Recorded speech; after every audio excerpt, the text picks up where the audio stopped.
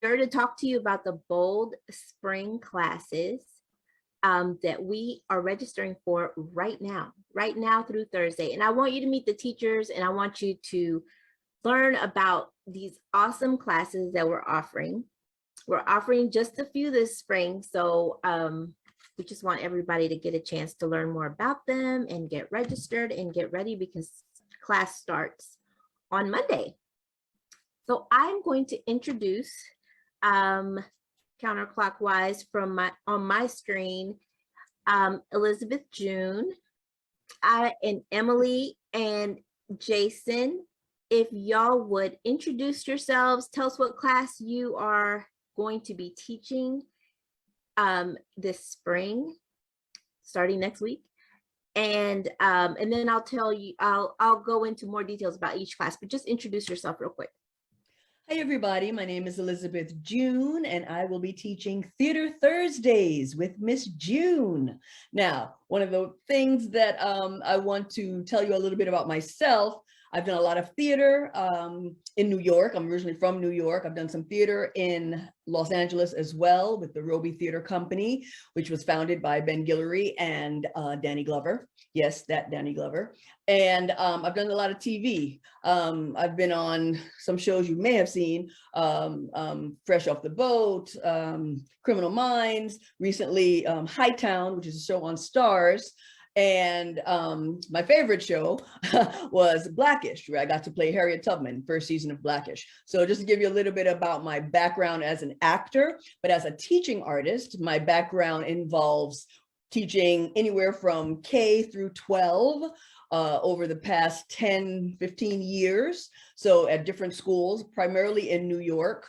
Some things in Florida, even some classes that I taught even in Florida, drama classes. So this is exciting now to be able to figure out how to do this on Zoom. And thank goodness Delina gave me the opportunity to do so last semester. So we had a lot of fun doing this woke homeschooling theater class via Zoom. And I'll talk more about that later.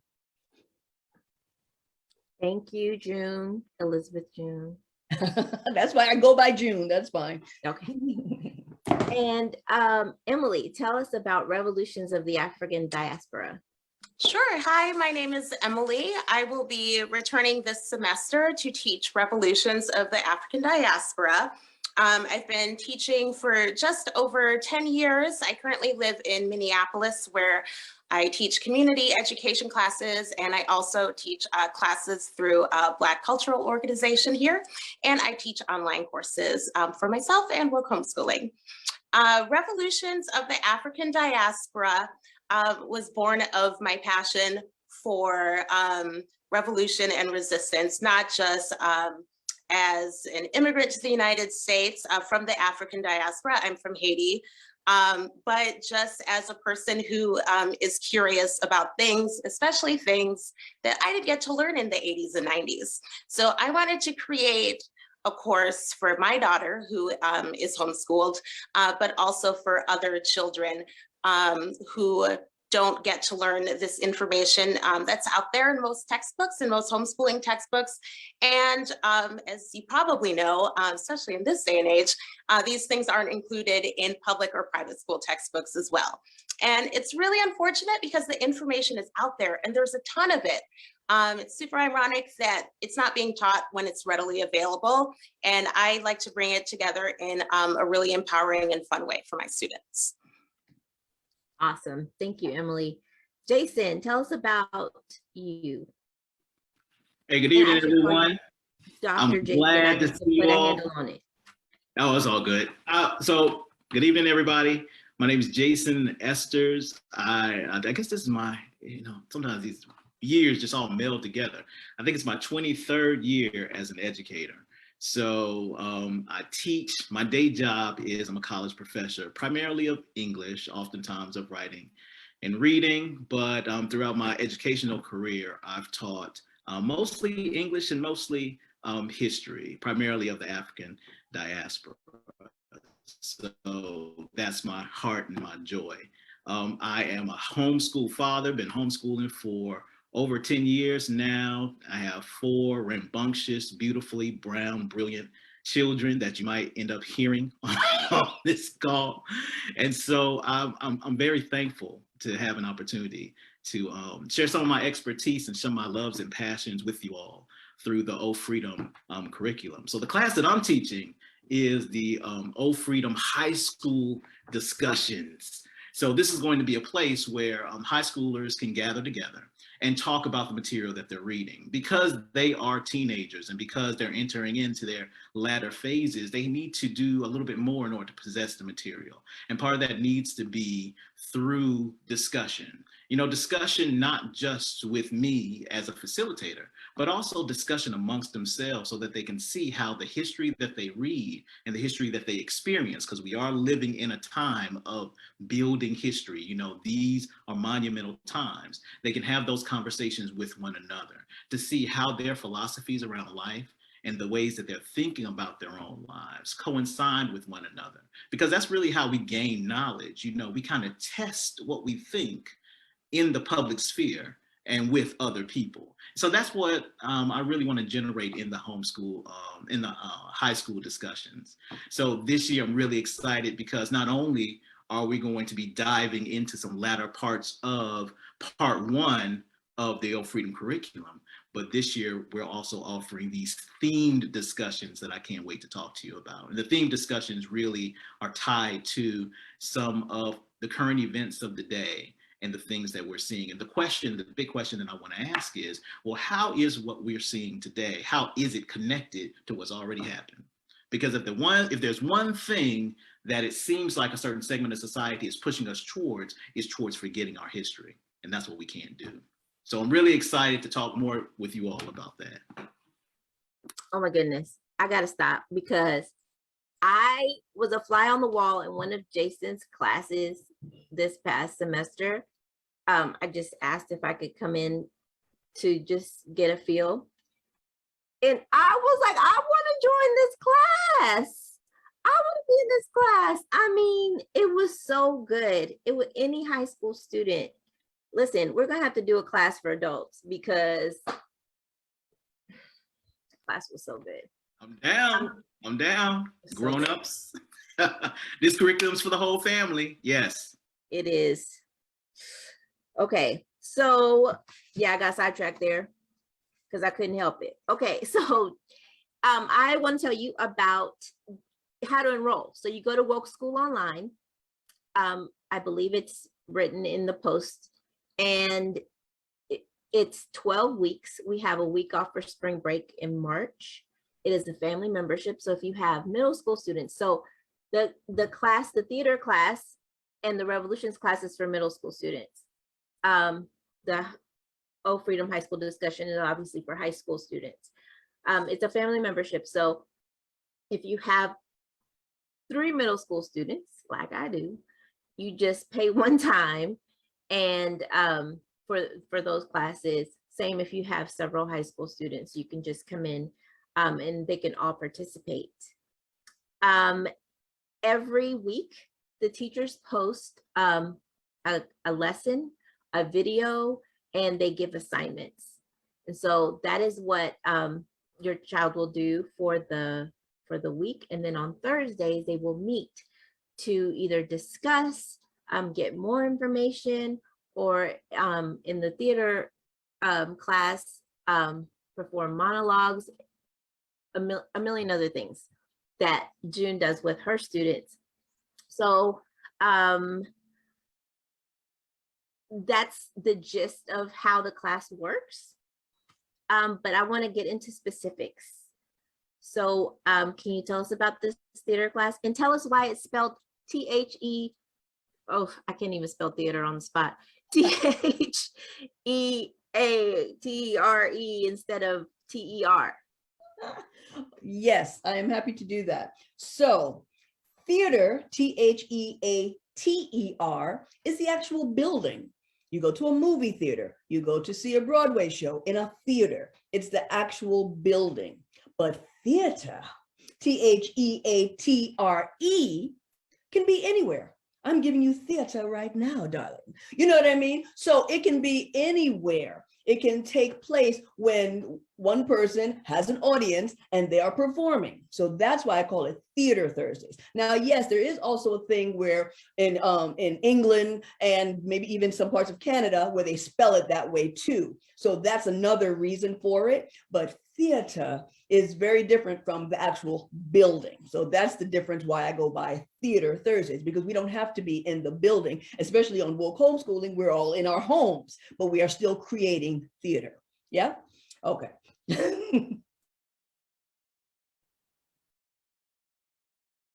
Great, but tell us more about the class. Okay, so let's talk about the class.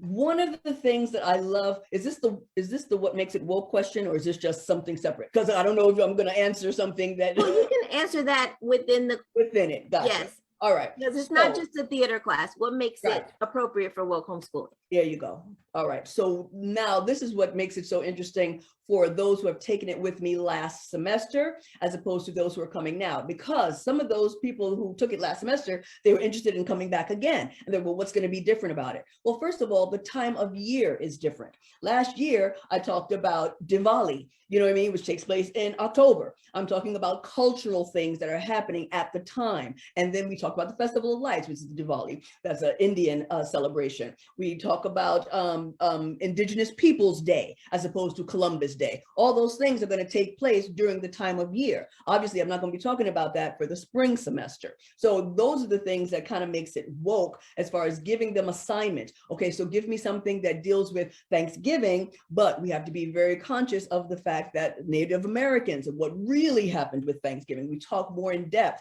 and then we can get into saying things that we're grateful for and thankful for without forgetting our Native American brothers and sisters in the day of mourning, things like that. So decolonizing Thanksgiving, that's something that you're not going to see in a regular acting class for kids, you know what I mean? Other than somebody who is about sharing this information and then having the kids find a performance art way of sharing this information that they have learned.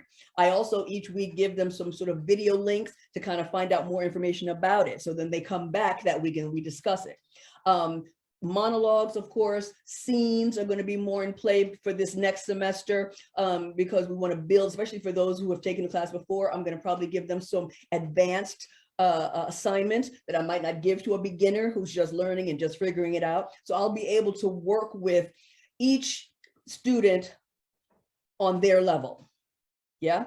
And so those are things. So obviously this spring semester, we're going to be talking about, you know, Dr. Martin Luther King. We're going to be talking about Black history. We're going to be talking about Sidney Poitier, who was an icon who just passed, those kind of things because of the time that I'm in. So anybody can take this class any time of year and they'll get a totally different experience because I'm going to talk about what's going on in the moment. Tell us about how you start class. So my daughter took this class. She loved it. What did she say? She loved it. And she was like, Mommy, we don't have to mute. I was like, oh, okay. Yeah, I don't want anybody muted in the class. I want everyone to make noise. You know what I mean? I give them a chance to scream and yell. And when we start off our class, we start off with a song. So I have them doing a song and we're dancing to that song. And it's not just a song randomly. Say if I'm putting on Pharrell's Happy, then I'm saying, okay, well, what movie is that song from? You know what I'm saying? I'm going to do something that's going to be, yes, with a Black artist. And yes, it's a Grammy, you know, a Grammy song, and it's an Academy Award nominee song, but it also is from a movie soundtrack. So we talk about all the different things. So there's a method to my madness. And I know I need to speak slower because I talk really fast when I get excited. But, you know, these are the kind of things that I do. So each class starts off with dance because we have to move. We have to loosen up. We have to be prepared and ready to do what it is we have to do. And then we do facial and verbal warm-ups, you know, sticking out the tongue, blah, blah, blah. And I teach them that if they ever go to New York, blah, blah, blah, do all that craziness when you're on the subway so the crazy people will leave you alone. Once you start doing that, nobody will bother you. You know what I mean? So I teach them. These are things you're not going to find in another acting class. So that's the kind of stuff that makes it woke. All right. That was sort of right. Okay. Emily, you told us a little about why you developed this course and why it's a passion of yours, but tell us about your experience teaching it last semester, about the students. Tell us more about the content of the class too. Sure. So it was such a delight to teach this class last semester because, first of all, I have to tell you, I was so pleasantly surprised with how engaged the students were. I've certainly been guilty of signing my daughter up for a class just for the sake of signing her up for a class. And I feel like the students this semester this past semester in the class were so engaged. They were ready. They weren't there just to fill an hour of their time. They were there ready to engage, discuss, talk, and ask thoughtful questions. And the way the class is set up with the information going out on the weekend and having an opportunity to learn at one's preferred pace, like perhaps breaking it down in pieces, a little something every day, and then having the opportunity for discussion on Thursday. The discussion reminded me a lot of a French literary style salon in that they had a curated conversation. And I think a lot of the students, because of, I don't know, all of the confusion and tension in the world, and I think they were really craving conversation. I'm sure lots of them have opportunities to speak in other classes and with their families, but it's a history class, but a lot of what they can take out of the class was, I think, very topical and relevant in their day-to-day lives. Of course, they're middle schoolers, so rebellion is something that's sort of innate, as they start to question things and, a lot of why, and sometimes people would feel very passionately about things. I think the students also liked to be reminded of their humanity because honestly, who doesn't love that? And being able to come together with a group of students, in the same age range, a lot of times very like-minded individuals. I think it was perhaps an opportunity for them to see that, I feel valid and I feel seen. So that was really awesome to see and engage with. As far as content in the class, I mentioned earlier, we talk about revolutions and rebellions and that you hear about, like Nat Turner or the Louisiana Rebellion or the Haitian Revolution and so on. But we also talked about how art was used as a form of rebellion, like dance as rebellion or drumming, for instance.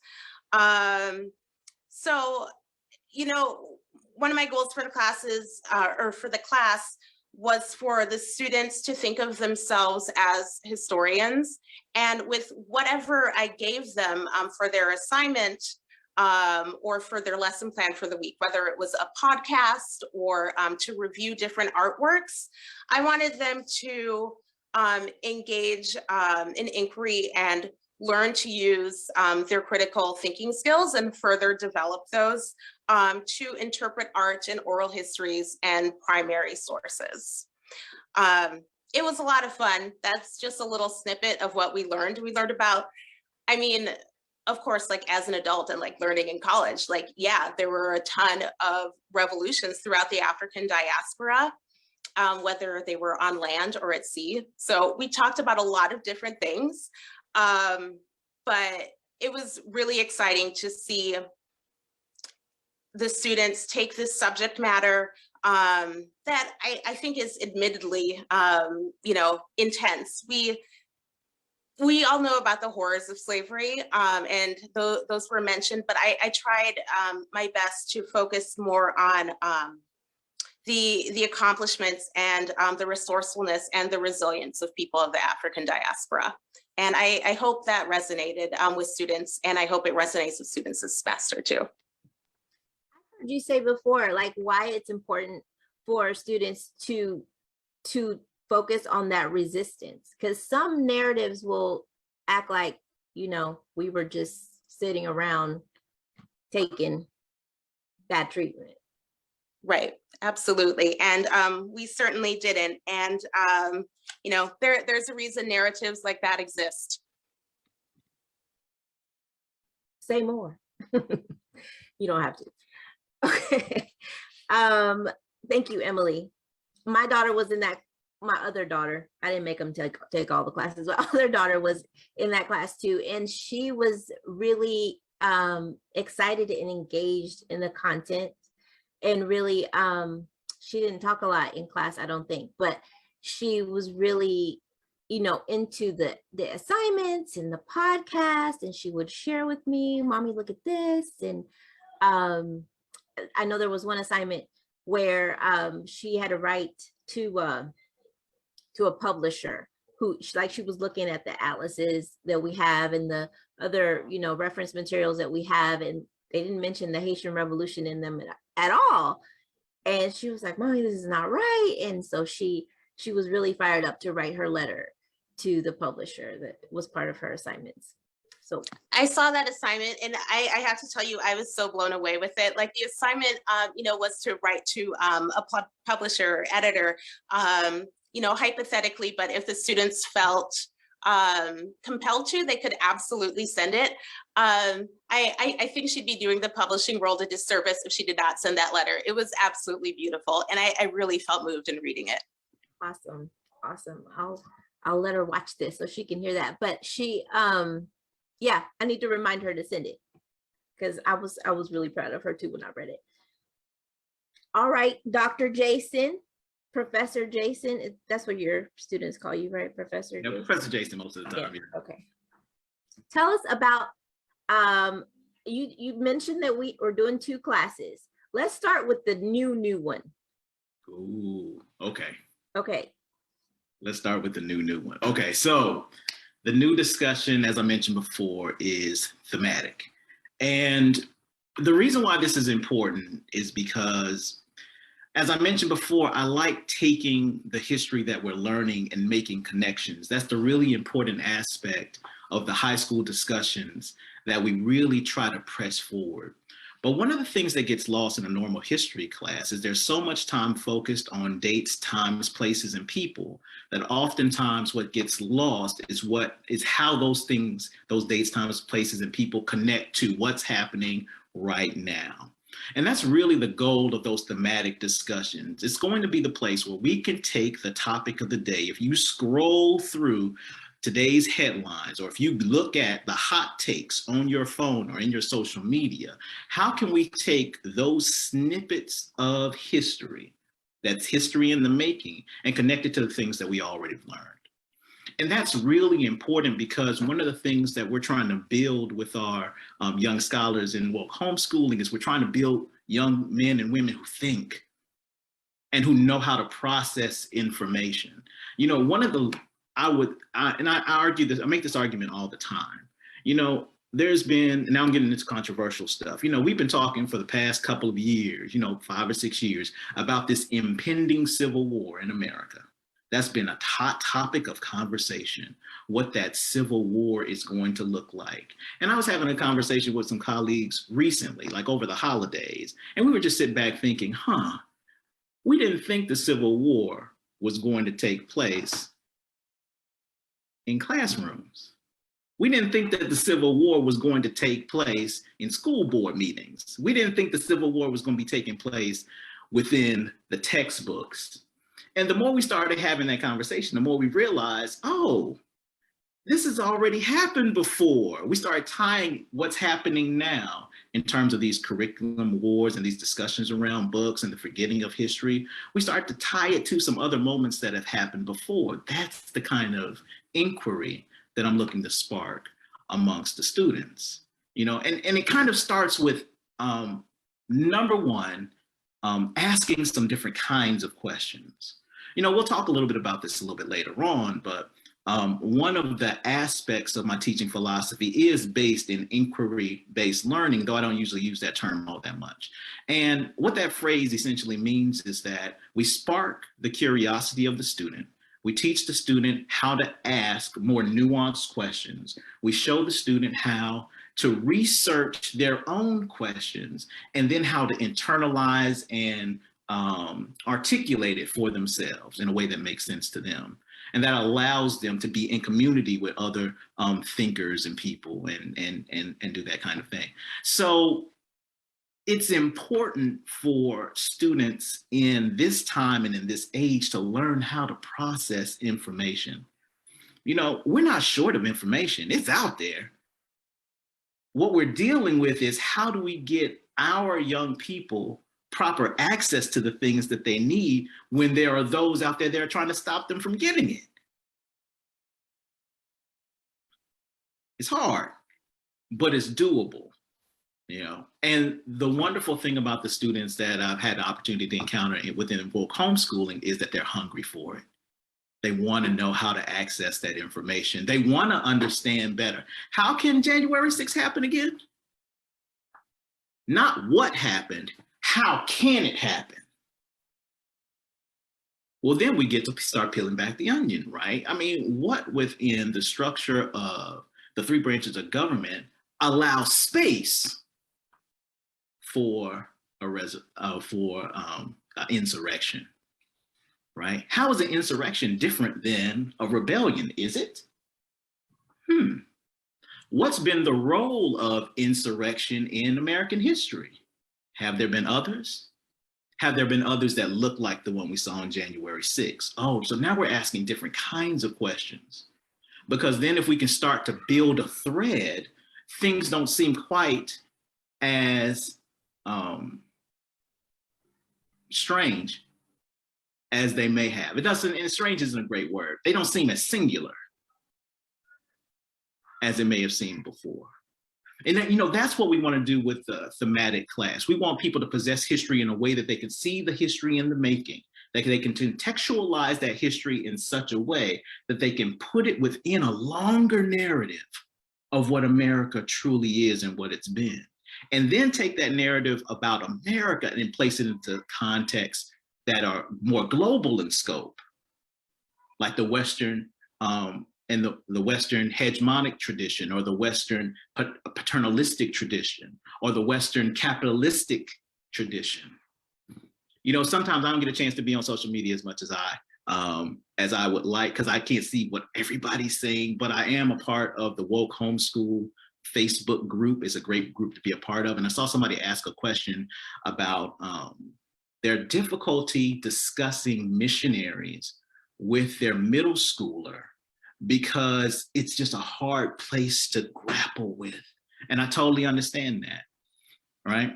But that topic, as difficult as it is to broach, is easier to understand when you start looking historically at the ways in which the missionary zeal of Western expansion is always tied to capitalism in some way, right? And again, that's a connection that oftentimes isn't brought up in contemporary textbooks, but it's something that's been centralized for Black historians. And the one that comes to mind is John Henry Clark. His birthday just passed on January the 1st. You know, but other thinkers have been thinking about that too. Again, the thematic class allows me as a facilitator space to introduce some of those other threads that help to make the history come alive. That's what I'm really, really excited about. Y'all, I got a whole stack of books I can't wait to break open. And beyond the books, the thematic class is also a place where I can help to introduce to our young scholars some different places where they can find different sources that are available to them online that they can use to begin to build information for themselves as well. I want to take your class too, Professor Jason. Come on with it. Come on. Send me the link, please. Please, Mr. Lena, send me the link. See, I lost my train of thought now. Well, your class is different than other classes because it does not meet every week. So tell us what the students do in between sessions, since they don't meet every week. Right. So last semester, I taught part 1 of the Old Freedom curriculum, and that was discussion based. So every other week, we would talk about a different segment of the curriculum. Of course, the curriculum has all these great resources, all these great books, some fiction, some nonfiction. So we would kind of organize things by era and talk about each era. So that allowed space for, no matter where you were in your reading, you could just come on and join into the discussion, right? But those discussions were happening from week to week. So when we came to class, I would, do an icebreaker with the students, see where they were, see what they were reading, see what they were doing. And my secret power is segues. It doesn't matter what you're reading, what you're doing. I'm going to try and find a way to connect it to what the reading is. That's my superhero power. I don't know what my kryptonite is. I haven't found it yet. Yay, I guess I'll speak too soon. So usually in those classes, that entire time that we're talking revolves around what they're thinking, how I can help them to think through it, right? It's all discussion led.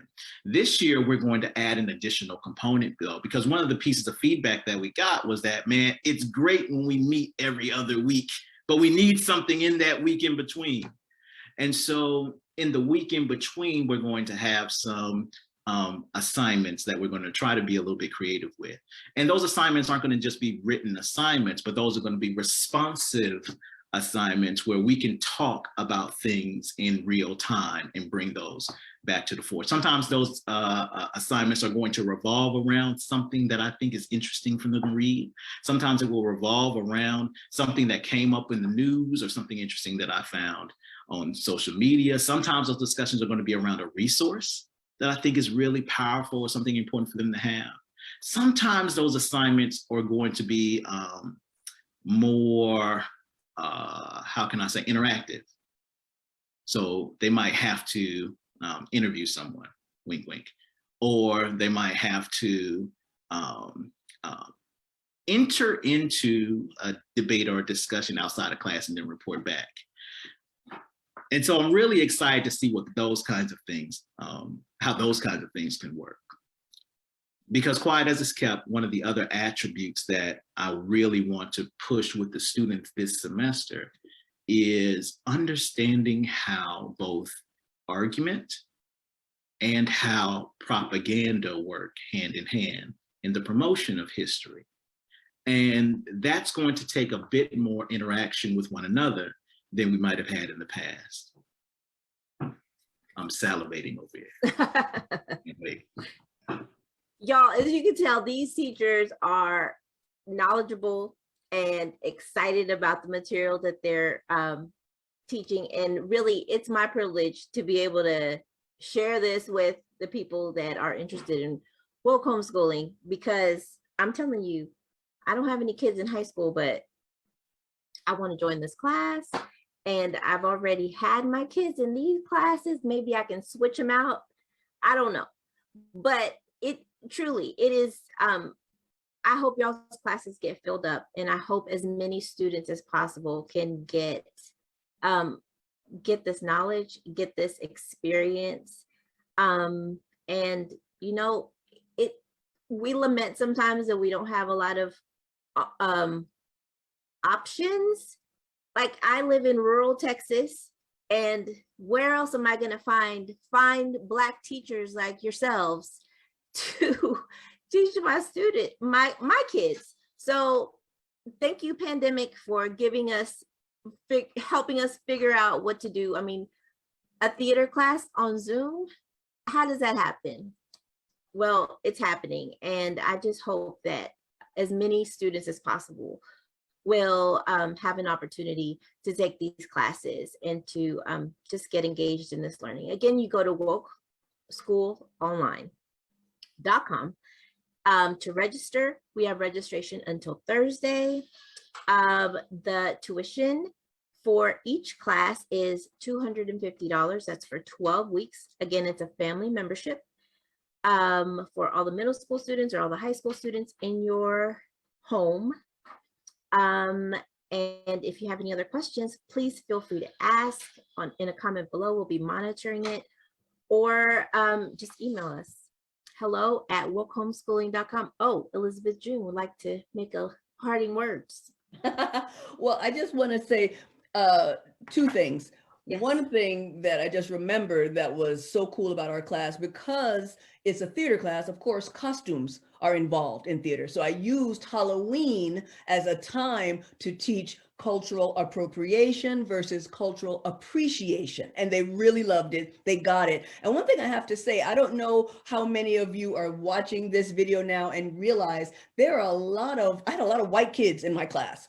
You know what I mean? I had Asian kids in my class. I had, of course, some Black kids in my class. But it was interesting that everybody got it. Nobody was kind of like, weirded out or whatever. And they appreciated the video I sent them on cultural appreciation. I said, listen, show it to your parents as well. You know what I mean? Make sure they see the difference between cultural appropriation and a cultural appreciation. Now, I just want to share this thing as far as parting words that I saw online. I just thought it was so perfect for what Delina has created here with woke homeschooling. And it's something that was kind of a meme, but it was like a tweet. Some white people in US history were slave owners, and other white people were abolitionists. Parents who think teaching about America's history of racism shames white kids should reflect on why they think white kids will associate more with the slave owner guilt than with the abolitionist pride. That blew me away. You know what I mean? This exactly is why we have to have woke homeschooling, why we have to have critical race facts. I don't call it theory, critical race facts. Because why do you automatically assume that they're going to, feel more connected with the slave owner? First of all, every white person could not have possibly been a slave owner back then. You know what I mean? That's like thinking every white person, dad in the family is a CEO of a company. It's, you know what I mean? It's ridiculous.